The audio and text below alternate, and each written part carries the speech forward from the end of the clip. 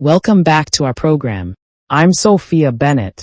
Ladies and gentlemen, for decades since the end of the Cold War, Europe has lived under an extraordinarily favorable security order. It was precisely that order that allowed Europe to build its welfare state model, expand economic integration, and pursue lofty political ideals, while the heaviest burden of military power was shouldered by the United States. On paper, NATO was a collective alliance, but in reality, it was America that stood as its central pillar. From nuclear deterrence, strategic intelligence, long-range transport, aerial refueling, command and control, to missile defense and long-range precision strike capability, it was all held together by the United States. That's why, when U.S. Secretary of War Pete Hegseth demanded that NATO return to the essence of a true military alliance, that message was clearly more than a simple complaint about budgets.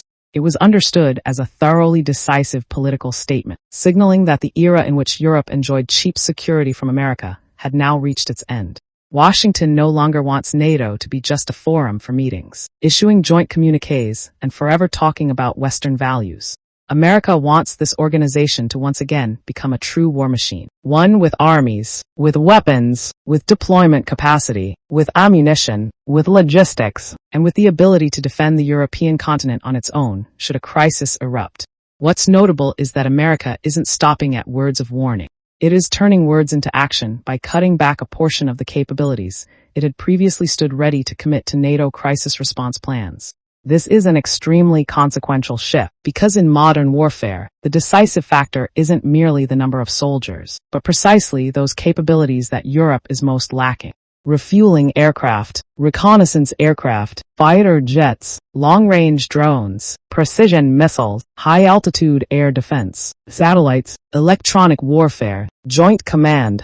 In every one of these fields, the United States always leads the way and sets the example, while the NATO countries merely follow behind and learn. When NATO Secretary General Mark Rutte said that the reduction in America's contribution takes effect immediately, he also tried to soften the matter by calling it a military planning tool. Technically speaking, that isn't wrong. America won't vanish from Europe overnight, and its bases on this continent remain fully intact. But strategically, those words from Rutte carry enormous weight. They show that NATO can no longer simply assume that, in every crisis, America will automatically supply the most expensive, the rarest, and the hardest to replace capabilities. Now, nothing is free anymore. The truth is that for many years, the European countries have talked a great deal about strategic autonomy, European sovereignty, and a common defense capability. But most of those concepts have remained inside documents, conferences, and speeches. They've stayed on paper. The war in Ukraine has exposed a truth that's hard to accept. Europe has a large economy, but its ammunition stockpiles aren't enough. Its industry is advanced, but its defense production is sluggish. It has modern armies in name, but lacks the ability to sustain a high-intensity war over a long stretch of time. Without America, Ukraine could hardly hold on to the level of resistance it shows today. And without America, NATO, Europe, and the allies on the continent would also face an extraordinarily serious capability gap. That is precisely why Germany's reaction carries symbolic significance. Berlin's commitment to spend more money on Patriot missiles to support Ukraine is how it proves to Washington that it is getting more serious about defense. But that very move also lays bare Europe's weakness. It cannot instantly create military capability on par with the United States. Money can be approved in a single session. But think about it, ladies and gentlemen. Missiles, radars, aircraft, production lines, and well-trained soldiers simply cannot materialize in just a few weeks. This isn't a case where you say the word and it appears instantly. All of it demands depth, demands breadth, demands time, and demands investment. And this is precisely Europe's greatest paradox today. It's wealthy, yes, but it isn't ready for war.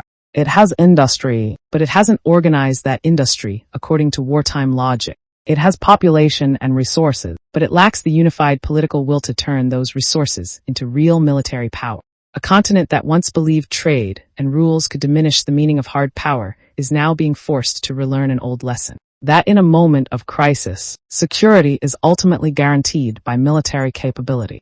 You still have to have strong armed forces. Say what you will. You can go ahead and call what Hegseth said a doctrine. It isn't anything complicated. It's very straightforward. America wants to keep its role as the strategic guarantor for NATO, especially in the face of today's threats, such as nuclear weapons or large-scale war. But it no longer wants to keep playing the role of standing policeman for every crisis in Europe. It's telling its allies that if the problems lie on your continent, if war breaks out in your own backyard, then you have to have the capability to handle it yourself before you pick up the phone and call America. That reflects a larger shift in the global strategy of the United States. America isn't just looking at Russia, but also at China, the Indian Ocean, the Pacific, the Middle East, the Taiwan Strait, Taiwan itself, the semiconductor supply chain, and the hotspots that could erupt all at once. In that context, maintaining too large a force in Europe becomes a strategic burden. Washington doesn't want to be pinned down on a wealthy continent whose defense contributions don't match its means. For Europe, this is a psychological shock. It's long been accustomed to criticizing America, but at the same time still leaning on America. It wants an independent voice in geopolitics, but doesn't want to pay the full cost of that independent strength. It wants to become a pole of power, but hasn't fully built up the army, the arsenal, and the political will of a true pole of power. So when America starts pulling back its security function, Europe immediately has to confront the question it has dodged for years. If tomorrow the United States is busy in Asia or the Middle East, who is going to defend Europe? That's a very hard question to answer. Not simple at all. Consider that France has nuclear weapons, but cannot replace the entirety of America's deterrence. Germany has Europe's largest economy, but its post-World War II strategic culture keeps it perpetually wary of militarization. Poland and the Baltic states have strong will, but their actual scale and capacity are limited. Britain has military experience, but it has left the EU and is also constrained by its budget. The countries of Southern Europe, in turn, have different security priorities, and so on. And if you look deeper, you'll see that this isn't a disintegration of NATO, but the end of an old NATO model. The new model will be harsher. Europe will be forced to shoulder most of its own conventional defense, while America keeps a higher, more selective, and more conditional strategic role. This could make NATO stronger if Europe truly wakes up. If the EU countries invest seriously in defense, ramp up ammunition production, standardize their weapons, share the burden more fairly, and build genuine combat capability, then NATO will become less dependent on America and more balanced. But if Europe just keeps meeting, promising, delaying, and then quarreling among themselves, then America's pullback will create an extremely dangerous security gap, especially in the face of the foremost adversary, Russia. When all is said and done, Hegseth's anger isn't merely the rough-edged political style of the Trump administration. It's also a manifestation of a deeper shift in America's strategic thinking. Allies are no longer seen as parties to be protected unconditionally, but as partners who have to prove their worth through real contributions. Europe is no longer allowed to want a superpower's voice while leaning on America's wallet, arsenal, and army. It can't keep playing both sides like that forever. Surely you'll recall that for many years, Europe has talked a great deal about the threat from Russia. It has talked about Ukraine, about Kaliningrad, about the Suwalki corridor, about the security of the Baltic, and even about the danger of Moscow tearing apart the post-Cold War security order. But for a long time, that fear was masked by one very large assumption, that no matter what happened, the United States would still be Europe's ultimate security umbrella. Now, however, that assumption is shaking violently, and the developments since the Ukraine war in particular are turning everything upside down.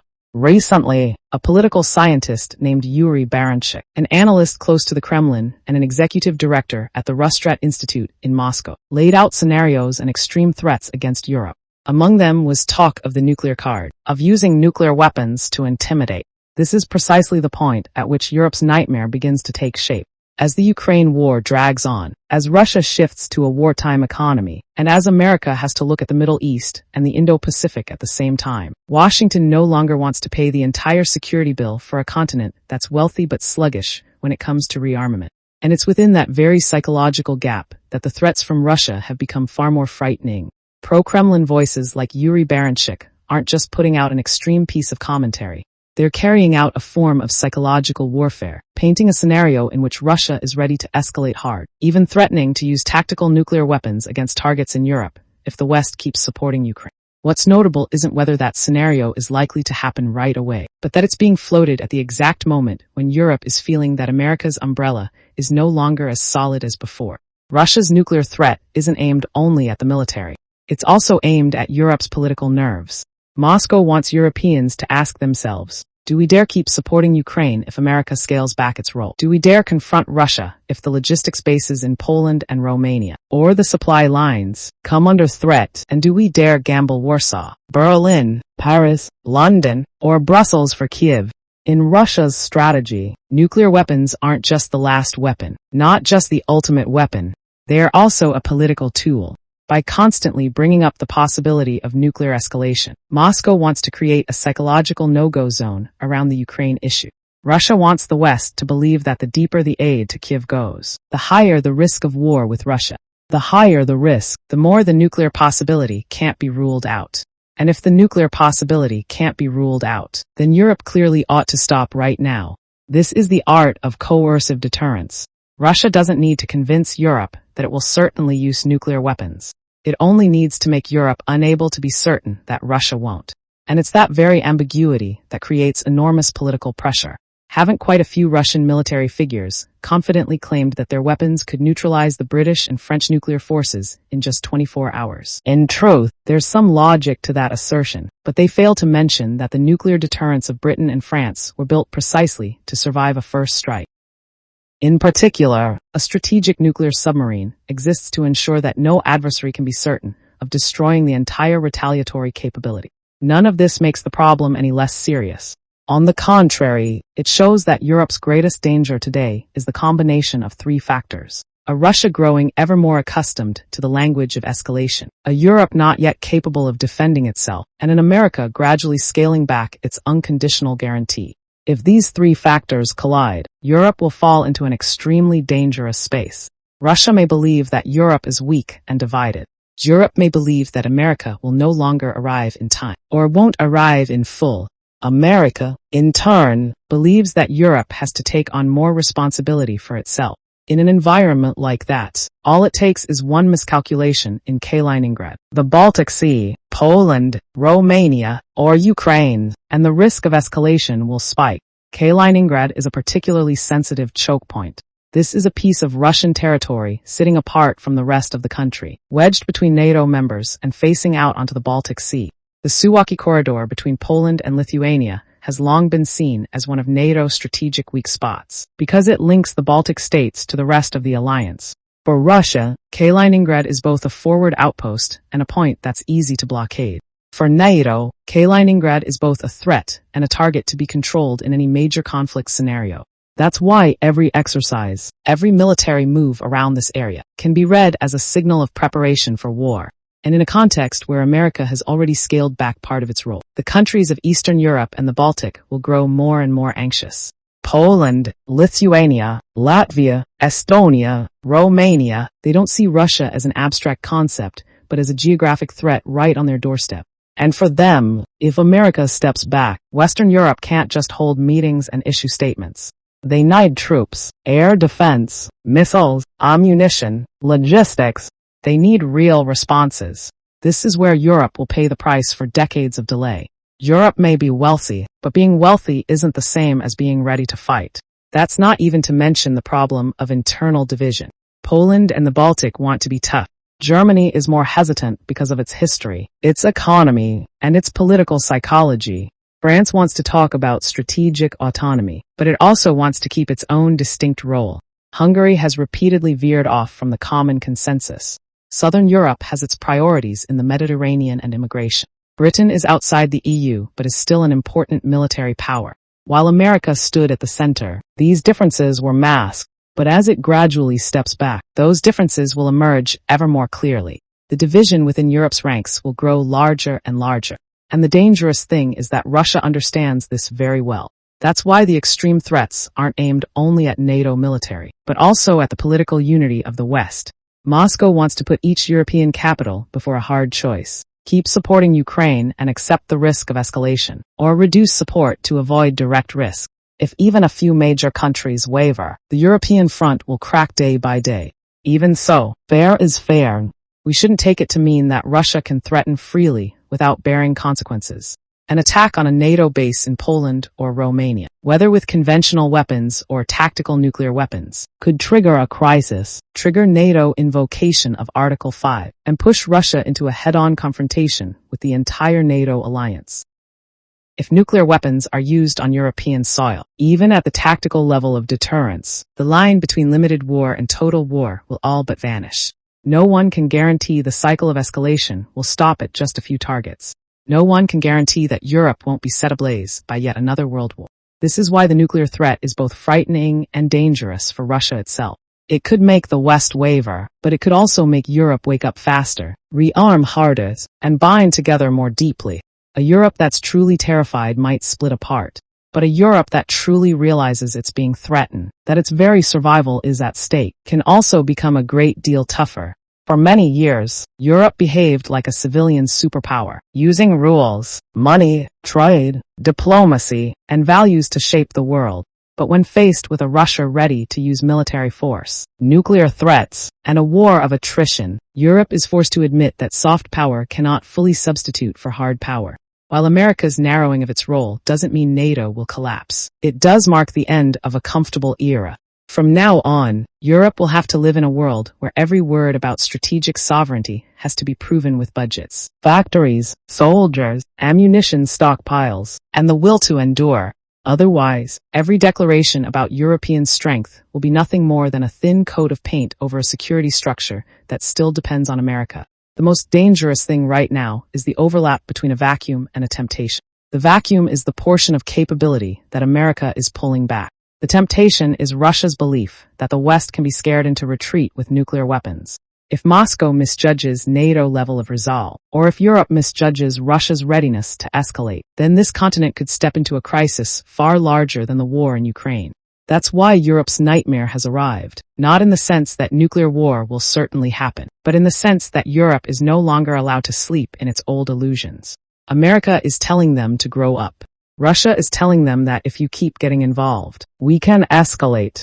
Ukraine, too, is sending them a message. If we fall, your security border will be pushed back to the West. And the people of Europe themselves will also have to ask their governments a very tough question. What have we prepared for a world in which peace is no longer free? Clearly, the new geopolitical struggle is only just beginning.